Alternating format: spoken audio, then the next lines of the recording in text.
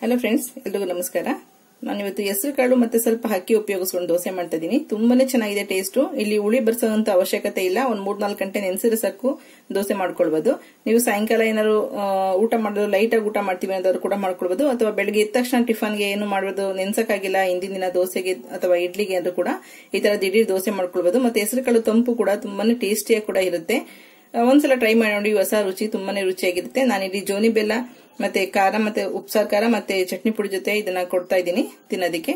ನೀವು ಚಟ್ನಿ ಕೂಡ ಮಾಡ್ಕೊಳ್ಬಹುದು, ತುಂಬಾನೇ ರುಚಿಯಾಗಿರುತ್ತೆ. ಇದನ್ನ ಮಾಡೋದಕ್ಕೆ ಏನೇನ್ ಬೇಕು, ಯಾವ ರೀತಿ ಮಾಡೋದು ನೋಡೋಣ ಬನ್ನಿ.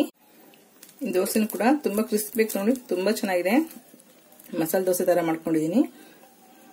ಒಳಗಡೆ ಪಲ್ಯ ಹಾಕಿಲ್ಲ, ಜಸ್ಟ್ ಚಟ್ನಿ ಪುಡಿ ಹಾಕಿದೀನಿ. ಎಷ್ಟು ಟೇಸ್ಟಿಯಾಗಿದೆ ಅಂದ್ರೆ ಬಾಯಿ ನೀರು ಬರ್ತಾ ತಿನ್ನೋದಕ್ಕೆ. ಇದಕ್ಕೆ ಜೋನಿ ಬೆಲ್ಲ ಹಂಚ್ಕೊಳ್ಬಹುದು ಅಥವಾ ತುಪ್ಪ ಹಾಕೊಳ್ಬಹುದು. ಇದಕ್ಕೆ ಸ್ವಲ್ಪ ತುಪ್ಪ ಜಾಸ್ತಿ ಹಾಕಿರೋದ್ರಿಂದ ಹೀಗೆ ಕೂಡ ತಿನ್ನಬಹುದು.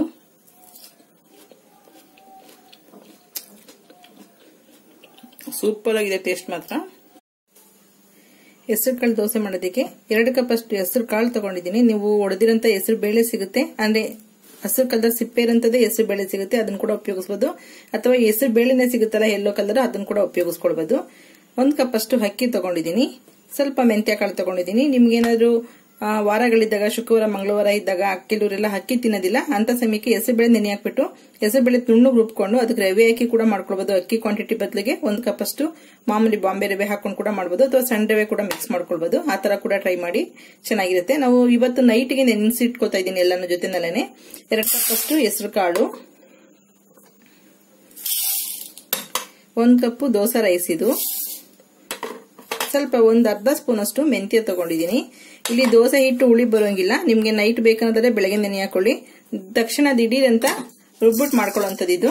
ಯಾವುದೇ ರೀತಿ ಮೊಸರು ಕೂಡ ಏನು ಆಡ್ ಮಾಡಂಗಿಲ್ಲ. ಇದನ್ನು ಚೆನ್ನಾಗಿ ಒಂದು 2-3 ಸಲ ತೊಳ್ಕೊಂಡು ರಾತ್ರಿ ನೆನೆ ಹಾಕೊಳ್ತಾ ಇದ್ದೀನಿ. ಬೆಳಿಗ್ಗೆ ಎದ್ದು ದೋಸೆ ಮಾಡ್ಕೊಳ್ಳೋಣ.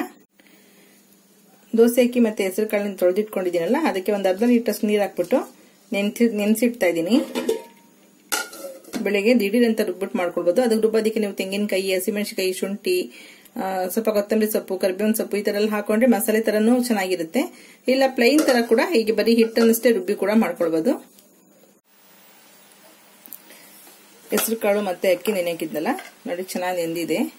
ಈಗ ಬೆಳಗ್ಗೆಗೆ ದೋಸೆ ರುಬ್ಕೊಳ್ತಾ ಇದ್ದೀನಿ. ನಿಮ್ ಟೈಮ್ ಇದೆ, ಒಂದು 3-4 ಗಂಟೆ ನೆನೆಸ್ಕೊಂಡ್ರು ಕೂಡ ಸಾಕಾಗುತ್ತೆ. ಚೆನ್ನಾಗಿ ನೆಂದಿರುತ್ತೆ. ನಾನಿಲ್ಲಿ ಸ್ವಲ್ಪ ಮಸಾಲೆ ಆಡ್ ಮಾಡ್ಕೊಳ್ತೀನಿ, ಚೆನ್ನಾಗಿರುತ್ತೆ. ಇಲ್ಲಾಂದ್ರೆ ಪ್ಲೈನ್ ಹೀಗೆ ಅದನ್ನ ರುಬ್ಬಿಟ್ಟು ನುಣ್ಣಗೆ ದೋಸೆ ಹಾಕೊಳ್ಬಹುದು. ಹುಳಿ ಬರ್ಸೋ ಅವಶ್ಯಕತೆ ಇಲ್ಲ. ಇಲ್ಲಿ ದಿಢೀರ್ ಅಂತ ಮಾಡ್ಕೊಳ್ಳುವಂತ ದೋಸೆ ಇದು. ಒಂದು ತೆಂಗಿನಕಾಯಿ ತುರಿ 2 ಸ್ಪೂನ್ ಅಷ್ಟು ತಗೊಂಡಿದ್ದೀನಿ. ಇದ್ರ ಬೇಕಾದ್ರೆ ಮಾತ್ರ ಹಾಕೊಳ್ಳುವಂಥದ್ದು, ಚೆನ್ನಾಗಿರುತ್ತೆ ಹಾಕೋದ್ರಿಂದ. ರುಚಿಗೆ ತಕ್ಕಷ್ಟು ಉಪ್ಪು, ಸ್ವಲ್ಪ ಕೊತ್ತಂಬರಿ ಸೊಪ್ಪು, ನಾನು ಕರಿಬೇವು ಸ್ವಲ್ಪ ಜಾಸ್ತಿ ತಗೊಂಡಿದ್ದೀನಿ. ಒಂದು 5-6 ಕಡ್ಡಿ ಅಷ್ಟು ಕರಿಬೇವಿನ ಸೊಪ್ಪು ತಗೊಂಡಿದ್ದೀನಿ. ಸ್ವಲ್ಪ ಸಕ್ಕರೆ ಒಂದು ಅರ್ಧ ಸ್ಪೂನ್ ಅಷ್ಟು ತಗೊಂಡಿದ್ದೀನಿ. ಹಸಿಮೆಣಸಿನಕಾಯಿ ಒಂದು 3-4 ತಗೊಂಡಿದ್ದೀನಿ, ಖಾರ ಇಲ್ಲ. ಶುಂಠಿ ಈ ತರದ್ ಒಂದು 3 ಪೀಸ್ ತಗೊಂಡಿದ್ದೀನಿ. ಸ್ವಲ್ಪ ಜೀರಿಗೆ ಒಂದು 1/4 ಸ್ಪೂನ್, ಒಂದು ಅರ್ಧ ಸ್ಪೂನ್ ಅಷ್ಟು. ಇದನ್ನೆಲ್ಲ ಅಕ್ಕಿ ಜೊತೆಗೆ ಹಾಕೊಂಡು ನುಣ್ಣಗೆ ರುಬ್ಕೋಬೇಕು. ಈ ತರ ಮಸಾಲೆ ಹಾಕಿ ರುಬ್ಬೋದ್ರಿಂದ ನಮಗೆ ದೋಸೆಗೆ ನಂಚ್ಕೊಳ್ಳೋದಕ್ಕೆ ಏನು ಬೇಕಂತಿಲ್ಲ. ನಾನು ಇದ್ರ ಜೊತೆಗೆ ಜೋನಿ ಬೆಲ್ಲ ತಗೊಳ್ತೀನಿ, ತುಂಬಾನೇ ಟೇಸ್ಟಿ ಆಗಿರುತ್ತೆ. ರುಬ್ಬೋದಿಕ್ಕೆ ಸ್ವಲ್ಪ ನೀರು ಬೇಕಾಗುತ್ತೆ. ಸ್ವಲ್ಪ ಎಣ್ಣೆ ಅಥವಾ ತುಪ್ಪ ತಗೊಳ್ಳಿ ದೋಸೆ ಮಾಡ್ಕೊಳ್ಳೋದಿಕ್ಕೆ. ದೋಸೆ ಮೇಲೆ ಹಾಕೊಳ್ಳೋದಿಕ್ಕೆ ನಿಮ್ಗೆ ಇಷ್ಟ ಆಗುತ್ತೆ ಅಂದ್ರೆ ಸ್ವಲ್ಪ ಹಸಿ ಈರುಳ್ಳಿನ ಸಣ್ಣದಾಗಿ ಹೆಚ್ಚಿಟ್ಕೊಂಡಿದ್ದೀನಿ. ಸ್ವಲ್ಪ ಕೊತ್ತಂಬರಿ ಸೊಪ್ಪು ಕೂಡ ಸಣ್ಣದಾಗಿ ಹೆಚ್ಚಿಟ್ಕೊಂಡಿದ್ದೀನಿ ಇದನ್ನ ಮೇಲೆ ಹಾಕೊಳ್ಳೋದಿಕ್ಕೆ. ಈಗ ಹೆಸರು ಕಾಳು ಮತ್ತೆ ಅಕ್ಕಿ ಹಾಕೊಂಡಿದ್ದೀನಿ ಮಿಕ್ಸಿ ಜಾರ್ಗೆ. ಇದಕ್ಕೆ ಉಪ್ಪು ಹಾಗೆ ತೆಂಗಿನಕಾಯಿ ತುರಿ, ನಾನು ಆವಾಗಲೇ ಹೇಳಿದ್ದೀನಿ ಬೇಕಾದ್ರೆ ಹಾಕೊಳ್ಳಿ ಅಂತ. ಜಸ್ಟ್ ಒಂದು 2 ಸ್ಪೂನ್ ಅಷ್ಟೇ ತಗೊಂಡಿದ್ದೀನಿ. ಸಕ್ಕರೆ ಕೂಡ ಆಮೇಲೂ ಹಾಕೊಳ್ಬೋದು, ಇವಾಗ ಹಾಕೊಂಡು ಕೂಡ ನಡೆಯುತ್ತೆ. ಕೊತ್ತಂಬರಿ ಸೊಪ್ಪು, ಕರಿಬೇವು, ಹಸಿಮೆಣಸಿನಕಾಯಿ, ಶುಂಠಿ, ಜೀರಿಗೆ ಎಲ್ಲನೂ ಹಾಕಿ ನುಣ್ಣಗೆ ರುಬ್ಕೊಳ್ಳೋಣ. ನೀರು ಎಷ್ಟು ಬೇಕಾಗುತ್ತೆ ನೋಡ್ಕೊಂಡು ಹಾಕೊಳ್ಳಿ. ಅಕ್ಕಿ ಎಲ್ಲ ನೆನೆಸಿರೋದ್ರಿಂದ ತುಂಬಾ ನೀರು ಬೇಕಾಗಲ್ಲ. ದೋಸೆ ಹಿಟ್ಟನ್ನ ರುಬ್ಕೊಂಡಾಗಿದೆ. ನಿಮ್ಗೆ ಎಷ್ಟು ಬೇಕಾಗುತ್ತೋ ಅಷ್ಟು ಜಾರೆಲ್ಲ ತೊಳೆದು ನೀರು ಹಾಕೊಳ್ಳಿ. ತುಂಬಾ ನೀರ್ ತರ ಮಾಡ್ಕೋಬೇಡಿ, ಇಷ್ಟ ಅದ ಇದ್ರೆ ಸಾಕು. ಈಗ ದೋಸೆ ಹಾಕೊಳ್ಳೋಣ. ದೋಸೆ ಚೆನ್ನಾಗಿ ಬಿಸಿಯಾಗಿದೆ. ಈಗ ದೋಸೆ ಹಾಕೊಳ್ಳೋಣ. ನೀವು ತೆಳ್ಳ ದೋಸೆ ಬೇಕಾದ್ರೆ ಚೆನ್ನಾಗಿ ಮಾಡ್ಕೊಳ್ಬಹುದು. ಇದರಲ್ಲಿ ಸ್ವಲ್ಪ ಲೋ ಫ್ಲೇಮ್ ಮಾಡ್ಕೊಂಡು ದೋಸೆ ಹಾಕೊಳ್ಳಿ, ತುಂಬಾ ತೆಳ್ಳಗೆ ಬರುತ್ತೆ. ನೋಡಿ ಎಷ್ಟು ತೆಳ್ಳ ಬಂದಿದೆ. ಈಗ ಅದ್ರ ಮೇಲೆ ಸ್ವಲ್ಪ ನಾನು ಇಲ್ಲಿ ಕಡಲೆಕಾಯಿ ಬೀಜದ ಶೇಂಗಾ ಪುಡಿದು ಚಟ್ನಿ ಪುಡಿ ತಗೊಂಡಿದ್ದೀನಿ. ಕೊಬ್ಬರಿ ಚಟ್ನಿ ಪುಡಿ, ಉರ್ಗಡ್ಲೆ ಚಟ್ನಿ ಪುಡಿ ಯಾವ್ದನ್ನ ಹಾಕೊಳ್ಬಹುದು, ಚೆನ್ನಾಗಿರುತ್ತೆ.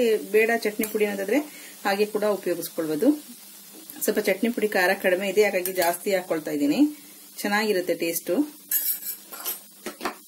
ಸ್ವಲ್ಪ ಕೊತ್ತಂಬರಿ ಸೊಪ್ಪು, ಸ್ವಲ್ಪ ಈರುಳ್ಳಿ ಹಾಕೊಳ್ತಾ ಇದ್ದೀನಿ. ನೀವು ಇದರಲ್ಲಿ ಕ್ಯಾರೆಟ್ ತುರಿ ಕೂಡ ಹಾಕೊಳ್ಬಹುದು, ಚೆನ್ನಾಗಿರುತ್ತೆ ಕ್ಯಾರೆಟ್ ತುರಿ ಕೂಡ. ಸ್ವಲ್ಪ ಎಣ್ಣೆ ಮತ್ತೆ ತುಪ್ಪನ ಮಿಕ್ಸ್ ಮಾಡಿ ಇಟ್ಕೊಂಡಿದ್ದೀನಿ, ಅದನ್ನ ಹಾಕೊಳ್ತಾ ಇದ್ದೀನಿ. ಮಕ್ಕಳು ಕೊಡ್ತಾರೆ, ಸ್ವಲ್ಪ ತುಪ್ಪನ ಜಾಸ್ತಿ ಹಾಕೊಳ್ಳಿ, ಚೆನ್ನಾಗಿರುತ್ತೆ. ಈಗ ಮೇಲ್ ಮುಚ್ಚದೆ ಹೀಗೆ ಕೂಡ ಬೇಯಿಸಬಹುದು, ಚೆನ್ನಾಗಿರುತ್ತೆ. ತುಂಬಾ ಕ್ರಿಸ್ಪಿ ಬೇಕನ್ನೋದಾದ್ರೆ, ಸಾಫ್ಟ್ ಬೇಕನ್ನೋದಾದ್ರೆ ಬೇಗ ತೆಗಿರಿ. ತುಂಬಾ ಕ್ರಿಸ್ಪಿ ಬೇಕನ್ನೋದಾದ್ರೆ ಸ್ವಲ್ಪ ದೋಸೆನಲ್ಲಿ ಸ್ವಲ್ಪ ಕಲರ್ ಚೇಂಜ್ ಆಗುತ್ತೆ, ಅಲ್ಲಿವರೆಗೂ ಸ್ವಲ್ಪ ವೇಟ್ ಮಾಡಬೇಕು. ಚೆನ್ನಾಗಿ ಫ್ರೈ ಆಗಿದೆ. ಈಗ ಮಸಾಲೆ ದೋಸೆ ತರ ರೋಲ್ ಮಾಡೋಣ. ತುಂಬಾ ಕ್ರಿಸ್ಪಿಯಾಗಿ ತುಂಬಾನೇ ಚೆನ್ನಾಗಿರುತ್ತೆ, ಟೇಸ್ಟ್ ಕೂಡ. ಹೀಗೆ ತಿನ್ಬೋದು. ನಿಮ್ಗೆ ಆಲೂಗಡ್ಡೆ ಪಲ್ಯ ಕೂಡ ಈ ತರ ಸ್ಟಫ್ ಮಾಡಿ ಕೂಡ ಮಸಾಲೆ ದೋಸೆ ತರನೇ ಮಾಡ್ಕೊಳ್ಬಹುದು. ಈ ದೋಸೆ ಇಟ್ಟು ಮಿಕ್ಕಿದ್ರೆ ಫ್ರಿಜ್ಗೆ ಎತ್ತಿಟ್ಕೊಳ್ಬಹುದು, ಮತ್ತೆ ನಾಳೆ ಕೂಡ ಉಪಯೋಗಿಸ್ಕೊಳ್ಬಹುದು, ಚೆನ್ನಾಗಿರುತ್ತೆ. ನೋಡಿರಲ್ಲ ಫ್ರೆಂಡ್ಸ್, ಎಷ್ಟು ಸಿಂಪಲ್ ಆಗಿ ಹೆಸರುಕಾಳು ದೋಸೆ ಮಾಡಬಹುದು ಅಂತ ಹೇಳಿ. ತುಂಬಾ ಚೆನ್ನಾಗಿರುತ್ತೆ, ಒಂದ್ಸಲ ಟ್ರೈ ಮಾಡಿ. ಹುಳಿ ಕೂಡ ಬರ್ಸ್ಬೇಕಂತಿಲ್ಲ. ನಿಮ್ಗೆ ಸಂಜೆ ಈವ್ನಿಂಗ್ ಸ್ನಾಕ್ಸ್ ತರ ಕೂಡ ಮಾಡ್ಕೊಳ್ಬಹುದು, ಅಥವಾ ಲೈಟ್ ಫುಡ್ ಬೇಕು ನೈಟ್ ಅನ್ನೋದಾದ್ರೂ ಕೂಡ ಈ ತರ ದೋಸೆ ಮಾಡ್ಕೊಳ್ಬಹುದು. ನಾನು ಇಲ್ಲಿ ಜೋನಿ ಬೆಲ್ಲ ತಗೊಂಡಿದ್ದೀನಿ, ಸ್ವಲ್ಪ ತುಂಬಾನೇ ಒಳ್ಳೆ ಟೇಸ್ಟ್ ಇರುತ್ತೆ. ಮತ್ತೆ ಉಪ್ಸಾರು ಖಾರ ತುಪ್ಪ, ಚಟ್ನಿ ಪುಡಿ ತುಪ್ಪ ತಗೊಂಡಿದ್ದೀನಿ. ನೀವು ಚಟ್ನಿ ಕೂಡ ಮಾಡ್ಕೊಳ್ಬಹುದು. ನಾವಿಲ್ಲಿ ಚಟ್ನಿ ಪುಡಿ ಎಲ್ಲ ರೋಲ್ ಮಾಡಿರೋದ್ರಿಂದ ಬರೀ ತುಪ್ಪದಲ್ಲಿ ಕೂಡ ತಿನ್ಬೋದು, ಅಥವಾ ಮೊಸರು ಉಪ್ಪಿನಕಾಯಿನಲ್ಲಿ ಕೂಡ ತಿನ್ಬೋದು. ನೋಡಿ, ನಿಮ್ ಚಾಯ್ಸ್ ಯಾವ್ದು ಇಷ್ಟ ಆಗುತ್ತೆ ಅದನ್ನ ಉಪಯೋಗಿಸ್ಕೊಳ್ಳಿ. ಓಕೆ ಫ್ರೆಂಡ್ಸ್, ಈ ವಿಡಿಯೋ ಇಷ್ಟ ಆಗಿದೆ ಲೈಕ್ ಮಾಡಿ, ಶೇರ್ ಮಾಡಿ, ಸಬ್ಸ್ಕ್ರೈಬ್ ಮಾಡಿ. ನಿಮ್ಮ ಅಭಿಪ್ರಾಯ ಅನಿಸಿಕೆಗಳು ಏನಾದ್ರು ಈ ದೋಸೆ ಸಂಬಂಧಪಟ್ಟಂಗಿದ್ರೆ ಕಮೆಂಟ್ ಬಾಕ್ಸ್ ಅಲ್ಲಿ ಹಾಕಿ. Okay, bye, thank you.